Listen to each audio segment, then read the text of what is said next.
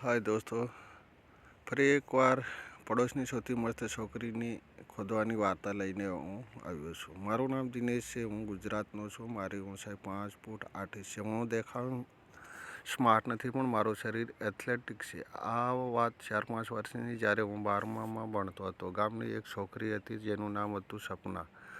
હું કસમ ખાઈને કહું છું, તે છોકરી હતી. શ્યામ રંગની હતી, પરંતુ તેના ચહેરાની રચના અફસોસ ભગવાને શું બનાવી હતી. તે એકદમ ઝક્કાસ આઇટમ હતી. તેનું ઘર મારા ઘરથી થોડે આગળ ગામની ચોકડી તરફ જતા રસ્તા પર આવેલું હતું. જ્યારે પણ મારે ઘરેથી ચોકડી બાજુ અને ચોકડીથી ઘર તરફ જવાનું થતું તો ક્યારેક તેની ઝલક જોવા મળતી હતી, પણ ડરને લીધે તેને કંઈ બોલી શકતો ન હતો. હું શોર નજરોથી તેની સામે જોતો અને આહનો નિશાસો નાખતો. જ્યારે પણ મેં તેને જોઈ ત્યારથી મને તેની સાથે ખોદવાનું મન થતું, પણ મને ક્યારે તક મળશે તે ખબર ન હતી. આમ ધીમે ધીમે ઘણા મહિનાઓ વીતી ગયા, પણ કંઈ થયું નહીં. ત્યારે મને ખબર ન હતી કે તે પણ મને એટલો જ પ્રેમ કરે છે જેટલો હું તેને પ્રેમ કરતો હતો. એક સમયે મારા પરિવાર અને તેના પરિવાર વચ્ચે જમીન બાબતે ઝઘડો થયો હતો. તે જ ક્ષણે હું બહારથી આવ્યો અને જોયું કે મારામારી થઈ રહી છે.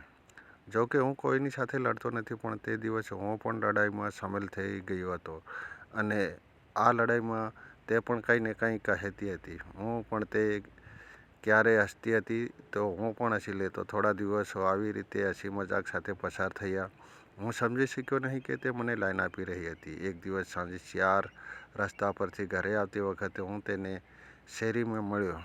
જ્યારે મેં તેણીને જોઈ ત્યારે તે એકલી હતી. જ્યારે મેં આજુબાજુ જોયું ત્યારે મને લાગ્યું કે આ તક સારી છે, અને તેણીના દડાને દબાવી દીધા.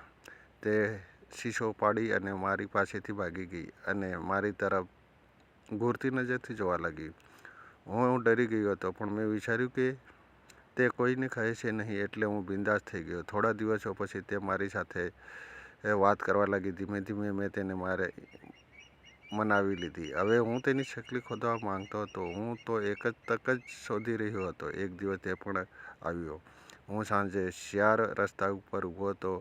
હું 11 વાગ્યે ઘરે પાછો આવી રહ્યો હતો. મેં પહેલેથી જ કહ્યું છે તેમ તેનું ઘર રસ્તામાં આવેલું છે. ઉનાળો હતો. તે બહાર સૂતી હતી, મતલબ કે તે જાગી રહી હતી. જલ્દી હું તેની ઘર પાસે પસાર થયો. મેં તેની ઊંઘ સાંભળી. હું સમજી ગયો કે આજે આપણે રસ્તો ક્રોસ કરવાનો છે. હું ત્યાં જ રોકાઈ ગયો. થોડી રાહ જોયા પછી મને લાગ્યું કે તે મારી તરફ આવી રહી છે. તે મારી પાસે આવી અને મને ગળે લગાડ્યું. આ બધું એટલું ઝડપથી થયું કે હું સ્તબ્ધ થઈ ગયો. હું જાણું તે પહેલાં જ તે મને ઘરની અંદર ખેંચી ગઈ. થોડી જ વારમાં અમે બંને એક જ પલંગ પર હતા, જે પલંગ પર તે સૂતી હતી. અમે બંને એકબીજાને વળગી પડ્યા હતા. તે મને જોવાની કોશિશ કરી રહી હતી, પણ અંધારાને કારણે તે કંઈ જોઈ શકતી નહોતી. રમત હજી શરૂ થઈ ન હતી, પણ અમારા બંનેના ગરમ શ્વાસ અમારા શરીરને ગરમ કરી રહ્યા હતા. મેં તેના એક દડા પર મારો હાથ કપડા ઉપર મૂક્યો અને તેને પંપાળવા લાગ્યો. તેના શ્વાસ અને તે ગરમ થવા લાગી, અને તેણીએ તેના હોઠ મારા હોઠ પર મૂક્યા અને સૂસવાનું શરૂ કર્યું. તેના કેવા કોમળ ગુલાબી હોઠ હતા. હું કહી શકતો નથી. મેં જોરથી તેના દડાની માલિશ કરવાનું શરૂ કર્યું. તે ગરમ થઈ ગઈ હતી. અહીં મારું ઓજાર પણ ઊભું થવા લાગ્યું. મને ખબર નથી મિત્રો, આ તેની પહેલી વાર હતી કે બીજી વખત, પણ તેને જોયા પછી મને બધું ભૂલી જવાનું મન થયું. એક ક્ષણે મારા મગજમાં એક જ વિચાર આવ્યો, તેની બાહોમાં સૂઈ રહ્યો. હું મારા હાથ વડે તેના દડાને હોઠ વડે દબાવી રહ્યો હતો. મતલબ ફેસ ટુ ફેસ કામ ચાલી રહ્યું હતું. મેં ધીમે ધીમે મારા હાથને તેની છાતીથી લઈને તેના પેટ સુધી પંપાળવાનું શરૂ કર્યું. મારું ઓજાર ખૂબ જ ટાઈટ બની ગયું હતું અને શ્વાસ મારવા માટે બેતાબ બની રહ્યું હતું. તે પણ ખૂબ એન્જોય કરી રહી હતી. ધીમે ધીમે મારો હાથ તેની સલવારની નાભી પર પહોંચ્યો, પણ તેણે મારો હાથ નાડી પરથી હટાવી દીધો.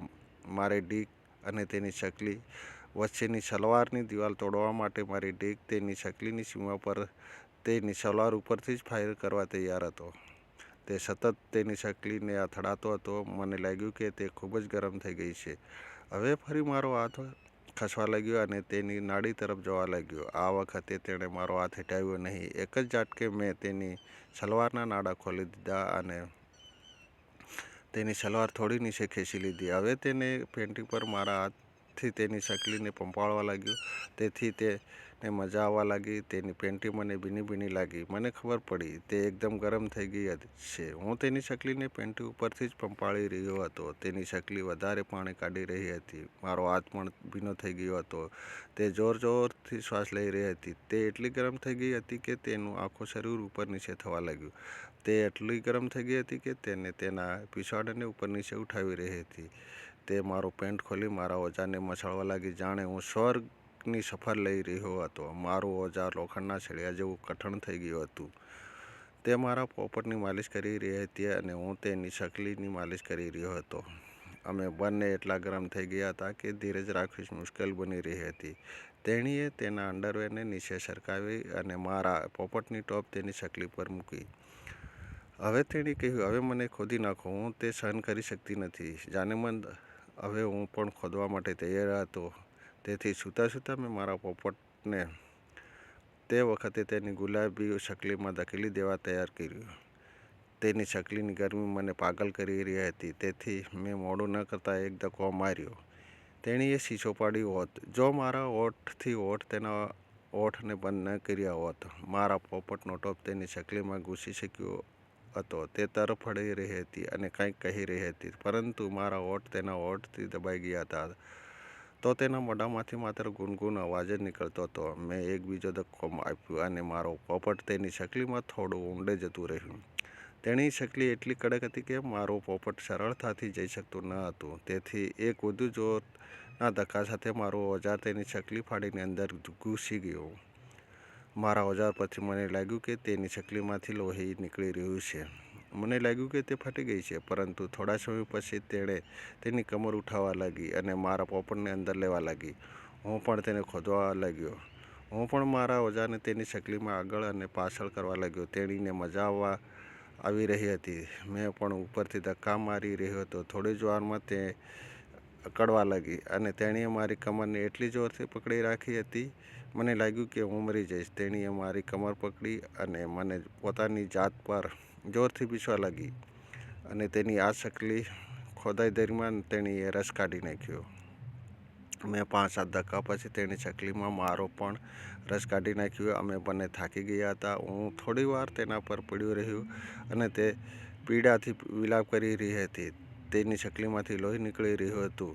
થોડા સમય પછી હું ઊભો થયો અને મારા કપડાં પહેર્યા, તેણીને શુભન કર્યું અને પછી ઘરે આવ્યો. આવી રીતે મેં મારી પડોશમાં રહેતી મસ્ત છોકરી શકલીની ખોદાઈ કરી મજા લીધી. તો દોસ્તો, વાર્તામાં મજા આવી હોય તો એક લાઈક જરૂરથી ઠોકજો અને આવી વાર્તા સાંભળવા માટે ચેનલને સબસ્ક્રાઈબ પણ કરી લેજો. ધન્યવાદ.